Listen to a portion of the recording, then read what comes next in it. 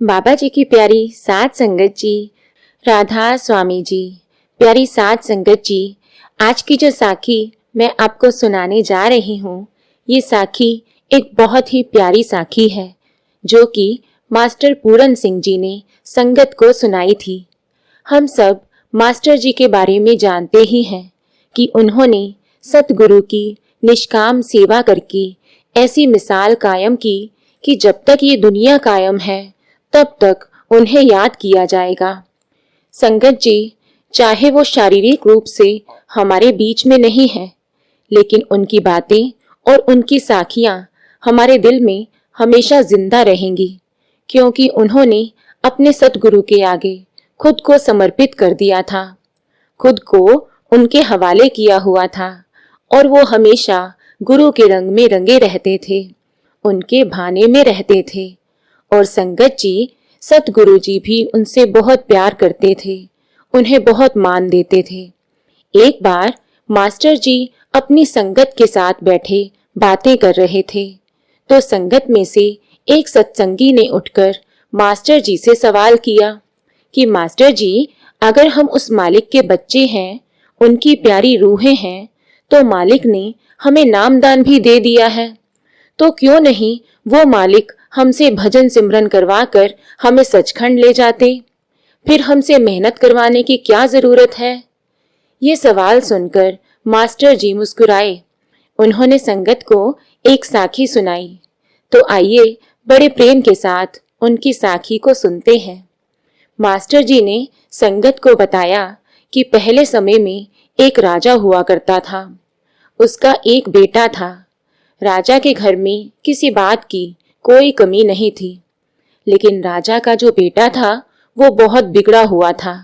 उसे राजपाट की, सुख शांति की, सुख सुविधा की कोई भी कदर नहीं थी।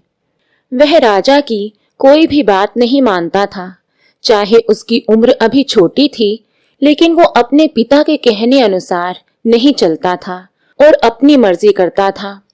एक दिन राजा ने दुखी होकर अपने बेटे को कहा कि यदि तुम मेरी बात नहीं मानते, अगर तुमने नहीं सुधरना, तो मैं तुम्हें अपने राज्य में से निकाल दूंगा।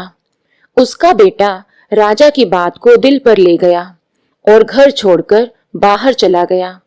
जब राजा को पता चला तो उन्होंने अपने वजीर को कहा कि सारे सैनिक लगा दो, लेकिन मेरे बेटे को ढूंढ कर ले आओ। उसने ऐसा ही किया। जितनी भी सेना थी सारी आसपास भेज दी, लेकिन राजा का बेटा नहीं मिला। और जब वह बच्चा कहीं नहीं मिला तो वह राजा मन ही मन पछताने लग गया कि मैंने अपने बेटे को ऐसे ही डांट दिया। अगर मुझे पहले पता होता कि इसने घर छोड़कर चले जाना है तो मैं इसे कभी नहीं डांटता। खैर, राजा के सैनिकों ने बहुत ढूंढा, लेकिन उसका बेटा कहीं नहीं मिला। अब राजा का जो बेटा था वो दर दर की ठोकरें खाने के लिए मजबूर हो गया। जब उसे कोई सहारा नहीं मिला तो वो भिखारियों के साथ मिल गया। काफी समय तक वो भीख मांगता रहा और अपने आप को भिखारी ही समझने लग गया। बड़ा होकर वो भूल ही गया कि वो उस राजा की संतान है, क्योंकि वो छोटी उम्र में ही घर से दौड़ गया था और बहुत वर्ष बीत जाने के बाद वो भूल चुका था कि वो एक राजा की औलाद है। एक दिन वो भीख मांगता मांगता अपने पिता के राज्य में ही चला गया, क्योंकि किसी ने उसे कहा था कि राजा के दर पर जाकर मांग, वह राजा बहुत दयालु है, बहुत दान करता है, वो तुम्हारी झोली भर देगा। उन्होंने ऐसा ही किया। वो लड़का राजा के दरबार में पहुंच गया और वहां जाकर मांगने लगा। जब राजा ने उसे देखा तो राजा ने उसे पहचान लिया कि ये मेरा ही बेटा है, मेरी ही औलाद है। संगत जी, चाहे हम अपने पिता को भूल जाएं, लेकिन पिता कभी अपने बच्चों को नहीं भूलता। चाहे लाखों करोड़ों के बीच में भी उसका बेटा खड़ा हो, वो अपने बेटे को पहचान लेगा। इसी प्रकार राजा ने भी अपने बेटे को पहचान लिया कि ये मेरा ही बच्चा है। लेकिन उसके हालात देखकर उसे बहुत दुख हुआ कि फटे पुराने कपड़े पहने हुए हैं और गंदगी से लिपटा हुआ है। राजा ने वजीर को बुलाया और बताया कि ये मेरी औलाद है। मेरा दिल तो करता है कि मैं इसे सीने से लगा लूं, लेकिन वजीर ने रोक दिया कि ये सही समय नहीं है इसे बताने का। अगर तुम बता भी देते हो कि ये तुम्हारी औलाद है तो इसने मानना नहीं है। आप अभी चुप रहिए, सब कुछ मुझ पर छोड़ दीजिए। मैं आपको बताऊंगा कि आपने कब उसे बताना है कि वो आपकी औलाद है। राजा ने वजीर की बात मान ली। वजीर उस लड़के के पास गया और कहा कि राजा को तुझ पर बहुत तरस आया है। उसने तुझे नौकरी देने का फैसला कर लिया है। राजा के बेटे को बड़ी खुशी हुई कि चलो रोटी पानी का तो हल हुआ, नहीं तो मुझे रोज मांग मांग कर खाना पड़ता था। वो राजा के घर में नौकर बन गया। वजीर ने उसे नहला धुलाकर अच्छे और साफ सुथरे कपड़े पहना दिए। कुछ दिन वो राजमहल की सफाई करता रहा। फिर वजीर ने उसे कहा कि मैंने तेरी सेवा देखकर तेरी ड्यूटी राजा के पास लगा दी है। आज के बाद तुझे राजा के पास ड्यूटी निभानी है। फिर वह पूरी ईमानदारी के साथ राजा के साथ अपनी ड्यूटी करता रहा। उसके बाद वजीर ने राजा से कहा कि अब आप उसे बता दीजिए कि ये आपकी ही औलाद है। अब उसे आपकी बात का यकीन हो जाएगा।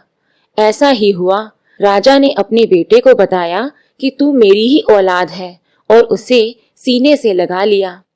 तो प्यारी साध संगत जी, मास्टर जी ने बताया कि इसी तरह राजा कौन है? राजा वो मालिक है, अकाल पुरख है। वो वजीर हमारा सतगुरु है जो हमें संसार की गंदगी में से निकालकर, नहला धुलाकर, मैला उतारकर, हमसे भजन सिमरन करवाकर और सेवा का मौका देकर हमारी गंदगी उतार देता है, ताकि हम उस परमात्मा से मिलने के लायक हो सके। क्योंकि इस संसार के बीच में आकर हम अपने पिता को भूल जाते हैं, उस परम पिता परमात्मा को भूल जाते हैं और हम अपने आप को दर दर का भिखारी बना लेते हैं। हम उस राजा के बेटे होकर, उस परमात्मा की संतान होकर भिखारियों की तरह जिंदगी जीने के लिए मजबूर हो जाते हैं। इसलिए इसी को ही सच मान लेते हैं। लेकिन सच तो ये है कि हम उस मालिक के अंश हैं, उसी के बच्चे हैं, लेकिन इस दुनिया में आकर भिखारी बने हुए हैं।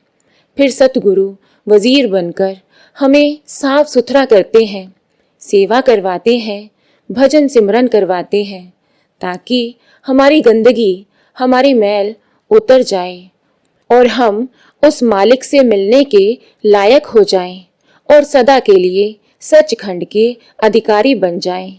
तो प्यारी साध संगत जी, आज की साखी आपको कैसी लगी कमेंट करके ज़रूर बताएं जी। और यदि आपको रूहानी साखियाँ सुनना अच्छा लगता है तो कृपया हमारे चैनल को सब्सक्राइब ज़रूर करें जी। राधा स्वामी जी।